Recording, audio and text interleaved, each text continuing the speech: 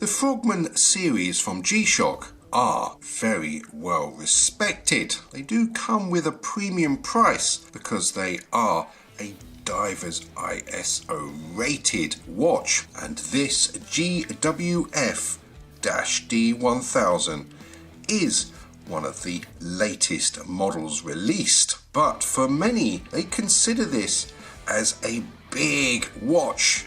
I mean, comparing it to the Mudman, you can see lug to lug width is extreme, and it does have a very long strap, and for the smaller wrist this can just put you off, and it's also quite heavy. So what is there that could replace the Frogman of this size?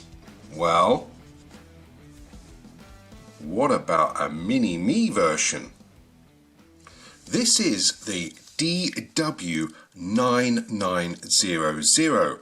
It was released in April 1999, and it is a Frogman. Now, it is a naked Frogman because I bought it without the bezel.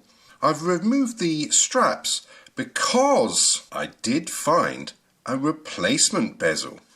Before I put the new bezel on, I thought it would be nice to show you what it looks like on a close-up of that titanium bezel, case and back case, including the titanium screws, titanium pushers.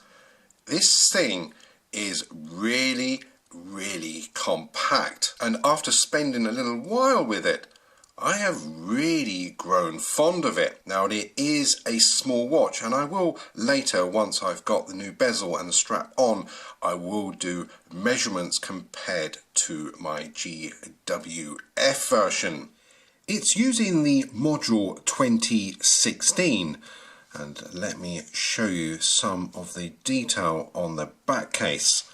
Starting off with the Frogman logo there, it actually does state it's a diver's watch, 200 meters. It's written the titanium. It's made from the Japanese K factory, and it has the information there that it should not be open unless you are a CASIO authorized service center. Repair only. I like how G-SHOCK and titanium are etched into the bezel and finished off with that red paint. Now that really does pop, and I do like a little splash of colour on watches. And the display, the top part of this display does have a tint of blue, and this part here has the tint of green, and I think it complements it very well, especially when it's sort of ocean related. And looking a bit further into the dial, it says CASIO. It has auto light switch.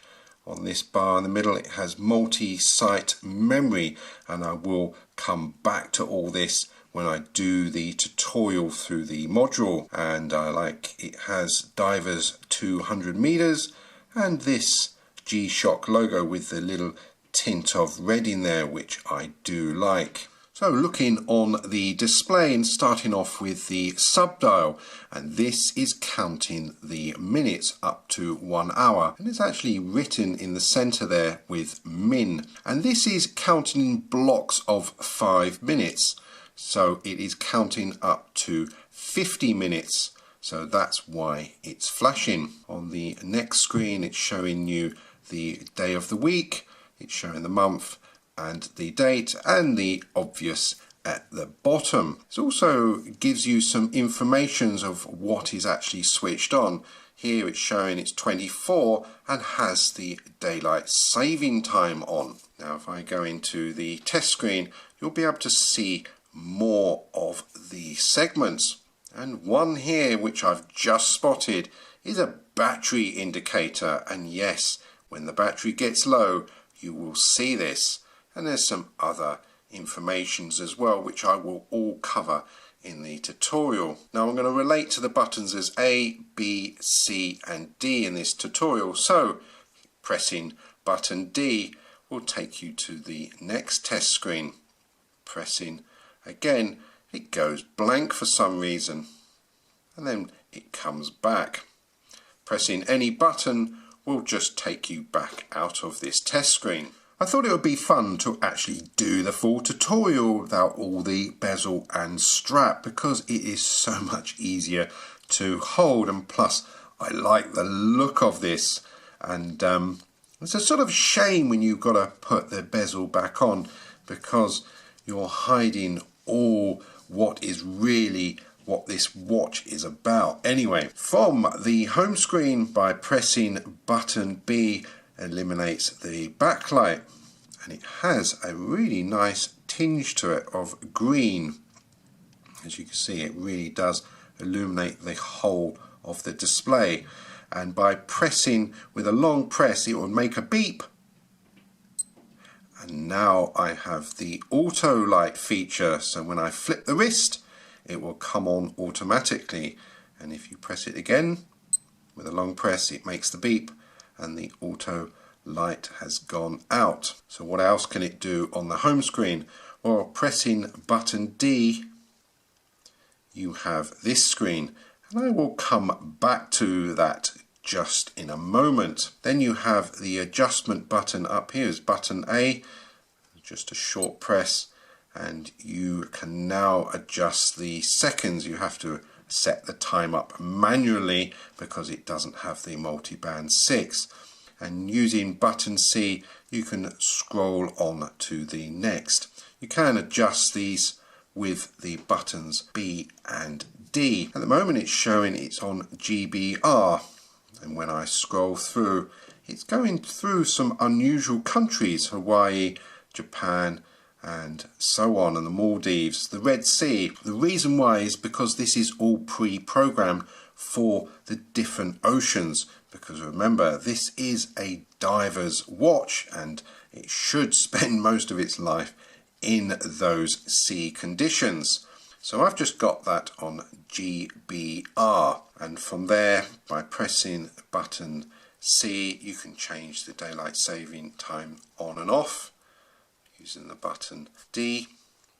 Then you can change the hours, minutes, and you can have it on the 24 hours or you can have it on the 12-hour. There it changes. Then you can change the date. This goes up to 2039. There's your month, there's your date, and back to the seconds. Then you can just press adjust, will take you out of there. Just like to point out, now it's coming into the final part of the hour. The last segment on the subdial is now flashing. So next is the mode functions, and I will explain very quickly that it is a very unusual sort of mode display, should I say. So let's just kick off by pressing button C and go to the straight one, and it comes up with sight. So basically this is a little bit like world time. It does have some pre-programmed city codes, not many, but they are very unusual, and this is because it's related to the sea. And here it's coming up with Hawaii, and it's scrolling past, and then it sort of does this very neat resetting. So the next one is Japan. It will always scroll, and next is, I think this is Mauritius, yes, and then there is the Maldives. You see it scrolling quite slowly, and then bang, resets. And this one is the Red Sea.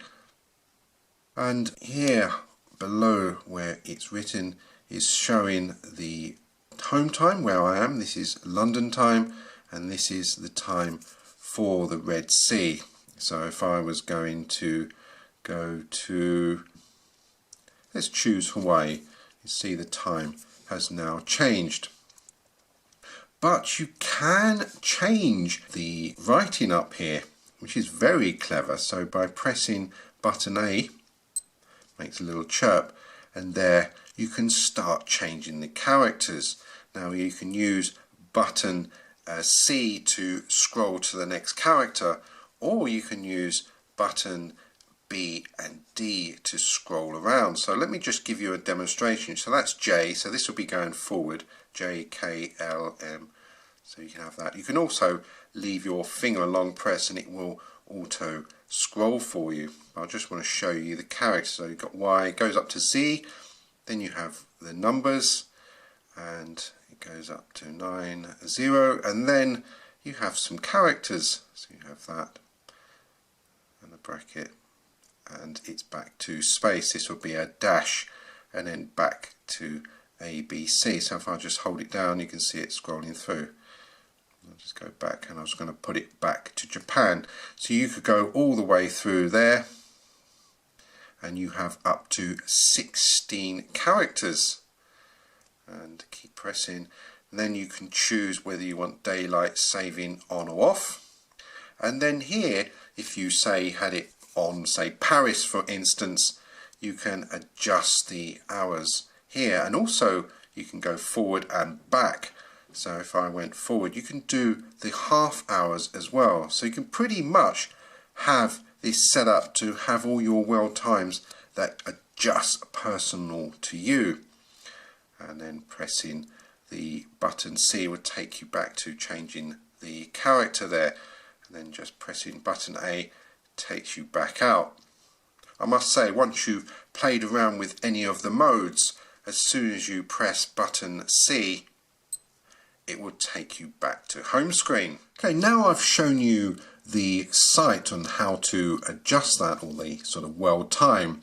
You'll understand the second mode a little bit better, because that also requires a lot of adjustment, and this is very, very handy and cool indeed. So that's the first one, site, and then pressing again, it goes to ID. It's come up with name, and I've already written in there Watch Up 69. So this is about your personal information, and so you would have your name. You would have, by pressing button D, you have this option of C card, and this is to do with your scuba diver information. Then you have emergency contact number, and then you have your passport number, and then you have your blood type.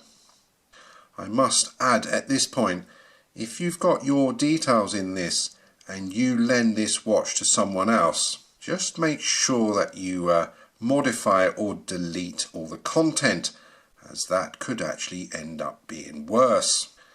So I'm going to go back to name, and just going to show you that if I went to, say, emergency, now with a long press on button A, I can adjust this.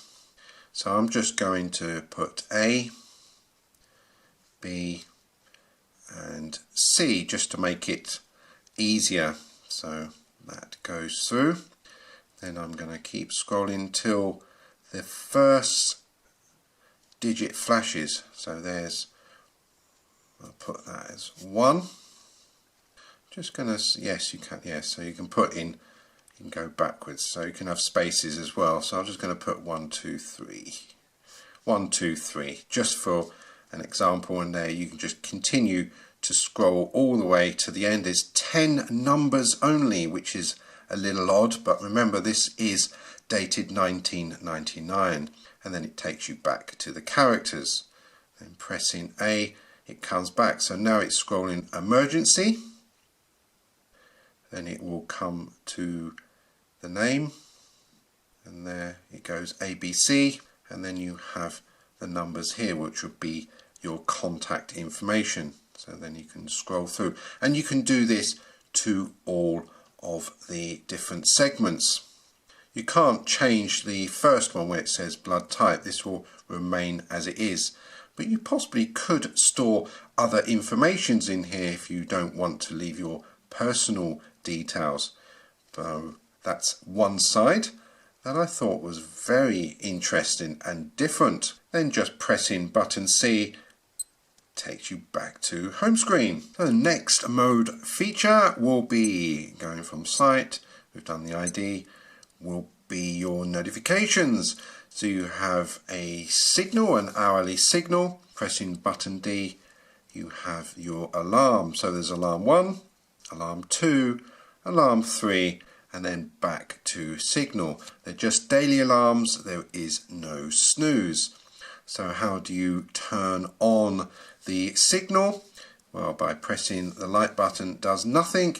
You have to press the adjust, and a long press makes a chirp and it turns the signal on automatically. And then you have your little bell icon, and then using button D you can choose whether to have this on or off, and then pressing button A takes you back out.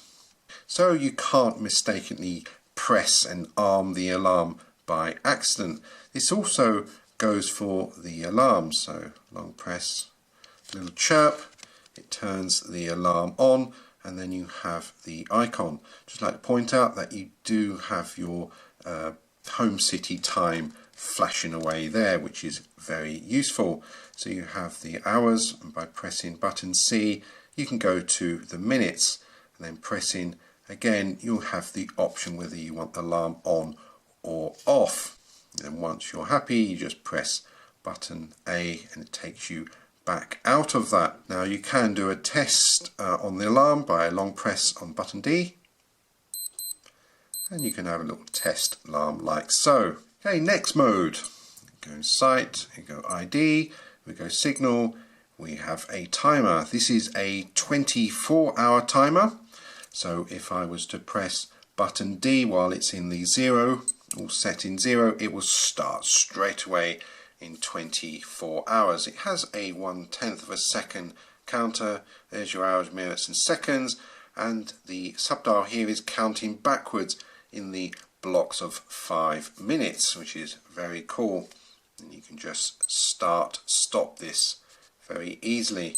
I like to say that, just like to show you that when it's in pause, when you come back to home screen and then go back to timer, it is where you left it off. Pressing A the once while it's stopped will just reset it.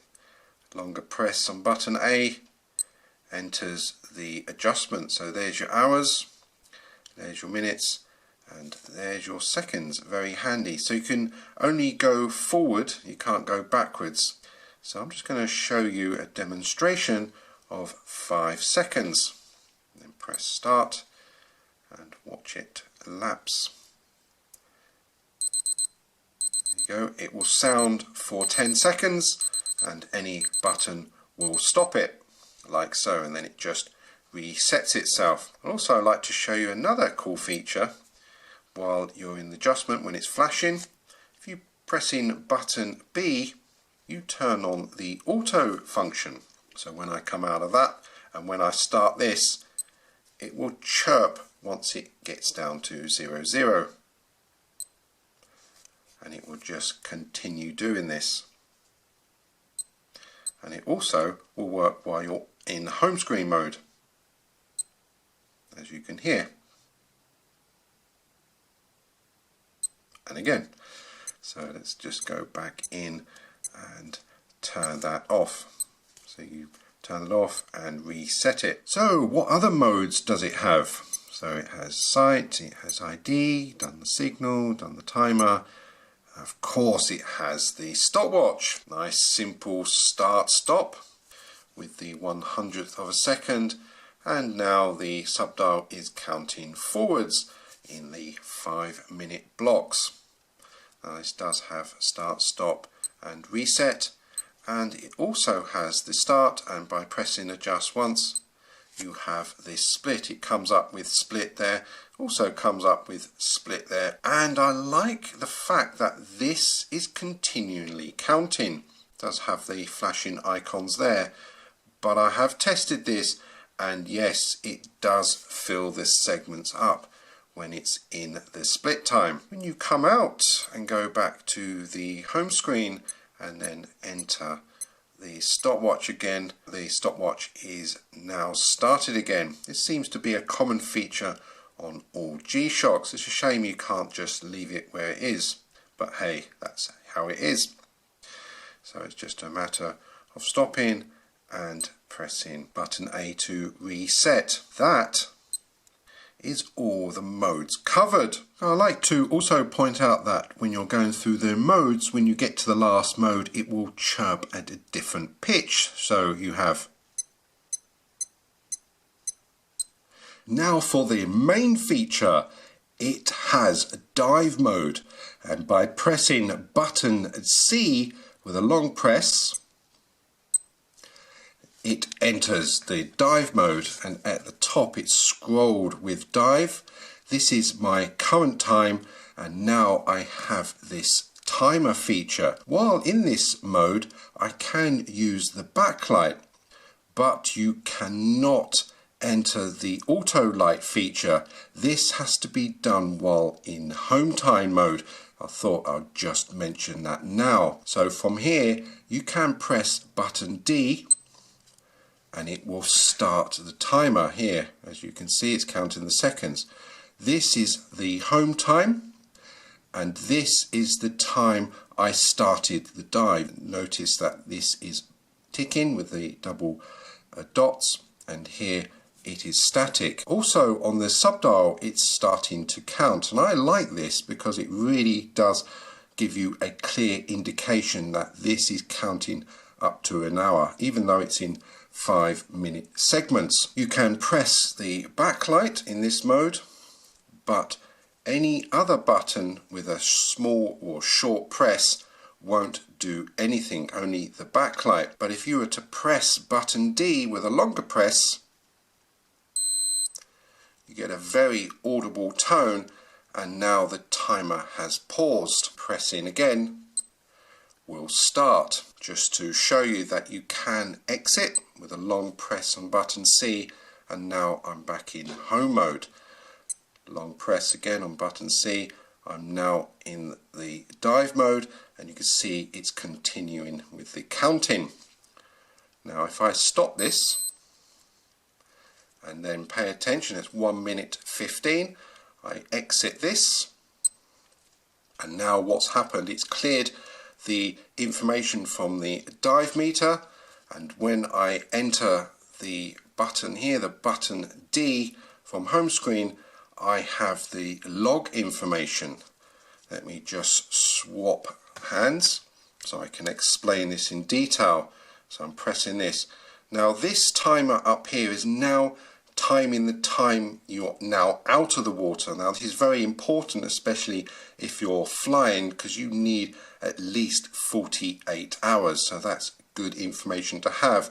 This also gives you the time of your dive when you dive, and then it's giving you the lapse timer, and that's what you get from there. Let's enter the dive meter again, because there's a few other little features I want to show you. Say you started the timer and you went, oh, I don't want it started just yet. You can stop it, and you can press button A and it will reset. So once you start the timer, it's now going to record new data. Now it can only store one log at a time. So once I've stopped this and then exit the dive mode and go back to the log, you'll see that it's now on 11 seconds and everything is reset. You can clear the data manually, or you can just leave it, and then the next time you use the dive mode, that will just give you an updated information. So if you press on the button D, there's your information, and press button A, it will reset it like so. Just like to show you that the battery icon has come up there. Very interesting. So it comes up, and I'm pushing the backlight, and now it's coming up with BAT.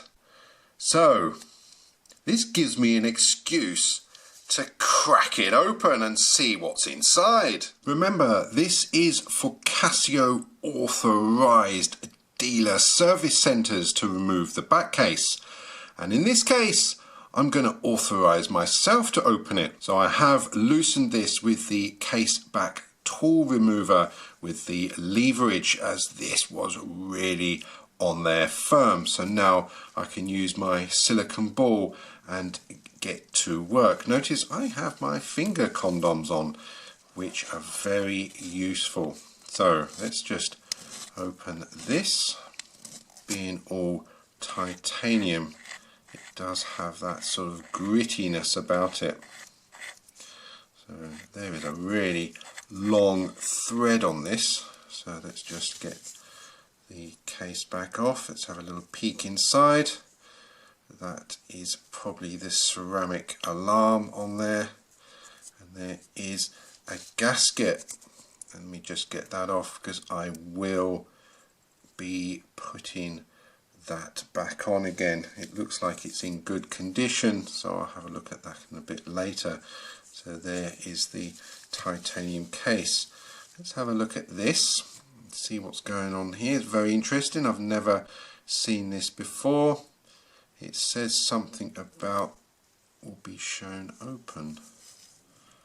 Ah, that's interesting. Let's get that the right way around. There, it's actually written open on the display. Very, very cool. So let's remove this part here.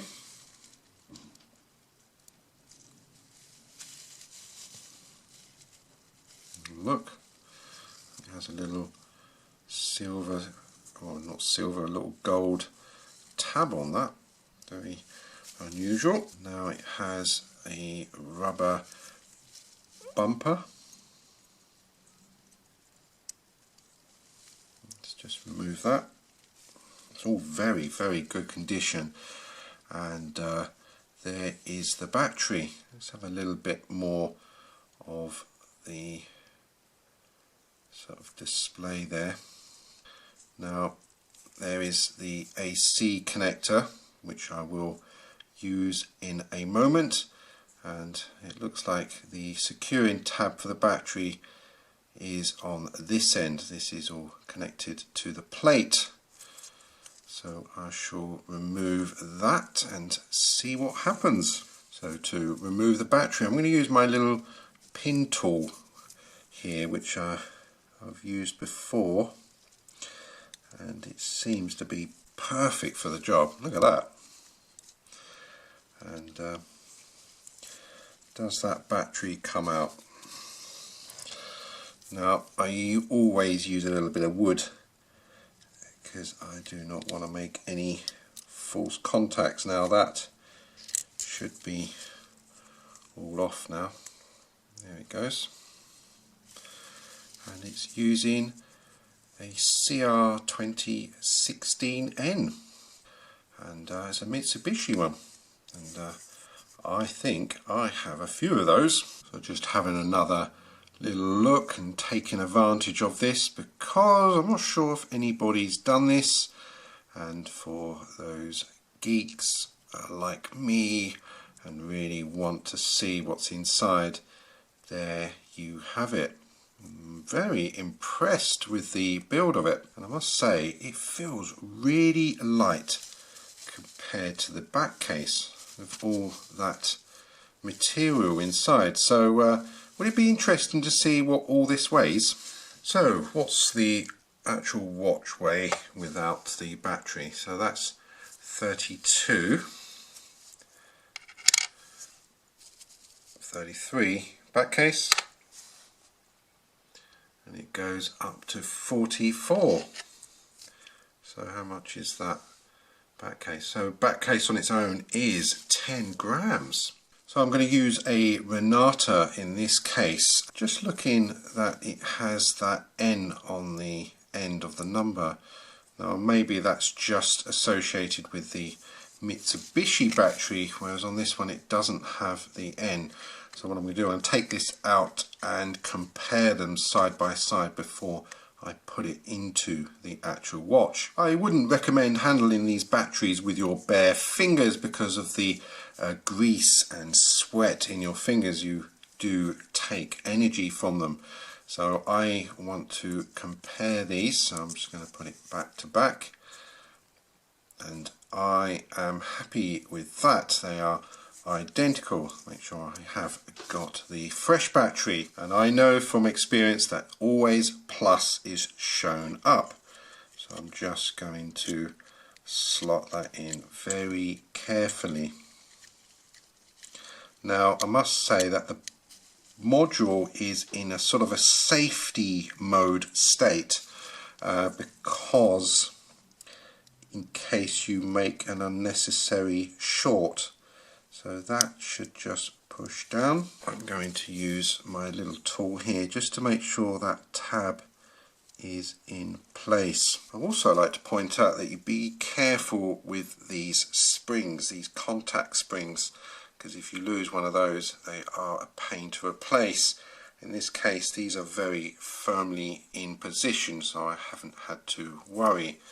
So turning this back, it is already started. I didn't need to press AC, and that's why I use my little wooden tool there. So now that's in place, I've got already the gasket sitting in some silicone. So let's just get that in place. Now I wasn't expecting this video to turn out like this, but hey, it's a bonus, and let's get that into place. I'm just going to lay that in. The gasket is in very good condition indeed. So now that's just laid in. Now I'm just going to dab that a little bit, make sure it is seated in that groove. It's a really thick gasket, very impressed with that. So just make sure that's seated like so. Okay, that is in. I'm very happy with that. Now I know I was working this side round. Now I need this here, the bumper. I kept it the same way around. So I can just lay that over those pins. I'm going to take my wooden tool and just make sure that's seated properly. And it's these pins here, I think, that make the contact on the back of the case. So you know it's open. Next is this part here. Just make sure I get this all straight. Just lay it there, and then I can just finish it off with the wooden. Now that's not gone on properly, so what I would do is just remove it and then lay it back on again. That's it, now it's fallen into place. Just make sure that is seated perfectly. Then it's just a matter of putting the back case on. Now I did give it all a blowout off camera. So this is important that you don't cross thread it. It has to go very, very easily, because titanium on titanium isn't easiest. Now you can hear that. That is titanium. That is some thread on that. So let's get it to that point. I'm just going to give the silicone ball on there, give it some, and hopefully that's now saying close, and it's reset to all back to factory settings. So what I'm going to do, I'm going to put this in a clamp and properly tighten this up and give it some torque. Now that was something that wasn't planned, but it all makes it interesting because now you know what's inside, and you've seen how I can change a battery. Now that's all the functions and the features covered. Now to fit the bezel. Now I managed to find the new bezel through eBay, but with some investigation I managed to find their website, and here is the information they gave me. It's wristwatcher.com, and here you can actually get 10% off their code. Now these guys were very, very helpful, and of course I got a better deal because I didn't have to pay the eBay fees. It did take a little while to come through, 2 weeks almost, But hey, I am very pleased to get the original CASIO bezel. Now this isn't an aftermarket one. This is the actual bezel. So let's not haste and get it fitted. So first off, I'm going to need to remove the screws. And this is what the titanium screws look like. So don't lose them. On the bezel and case, there is these cutouts. And I always wondered what that was for. And now I've seen the bezel and looking on the underside, I can see that it has these parts protruding. Now this is just for decoration only, these screws, but it does add some detail to it. So looking at how this would seat, these buttons do rotate. So if I have those sticking out the furthest, like so, and then lining it up, I can see that they are going to match up like so. Also studying the underside, I think it's better to do the bigger buttons first and then deal with the more rounder ones. So let's see how this goes on camera. I'm just going to slot it over there. So I'm going to deal with the beeps. Now the buttons have moved and they do move very easily, so let's try again and see how I can cope with this. No, that button keeps moving. There's obviously a little knack to this, and let's get it. There, that's in. And there you go. There you've got your frog eyes. That's probably why they call it a Frogman as well. And then this side is just a matter of lifting it over and pushing it in place. Now I can imagine taking it off might be a little bit of a pain, but look how snug that is. Now I haven't seen this also, so I'm joining you with the first sort of impressions. Look at that. So the screws need to go in, but I need to get the straps first. And here is the strap. Now this is all original apart from the keeper. This just looks just a little bit too new. There is the buckle, and on the underside it's written CASIO Japan, and it has this sort of texture on the underside. And here, that's what the end looks like, and that's written with the Divers 200. I say the other side of the strap isn't so long, so it'll be interesting to see what it looks like on the wrist. And it has these sort of ventilation lumps as well, and this has rust resist. So the best way to remember how to put straps on, I always look at the bottom of the watch as the tail and the top of the watch as the head. So I use the buckle as the head, and so far you never make a mistake. So that just went in very easily. So let's get the screws in. And here it is in all its glory. What do you think of that? I like that on the underside of the straps it has these little extra parts here just to really grip on the wrist there. I really am liking this a lot more now. I do like this extra bit of protection that's on the bezel that's covering the screws. And I noticed on this side here, let's get it the right way around, I'm back to front. And I'll tell you why I'm getting confused. It's because Frogman is actually on the other side. Let's compare it. Look at that. Now that is unusual. To see the Frogman is usually always on the left side, not on the right. So we're doing some concise comparison now. I can really feel the weight difference, and I will do some measurements in a second. But that gives you an idea, and it's not actually that small. It still has a good size. Let's just compare that to the Mudman, because that is a sort of an average size for a G-Shock. And you see the display is about the same size. And comparing the sort of thickness, you can see, and the lug to lug is almost about the same.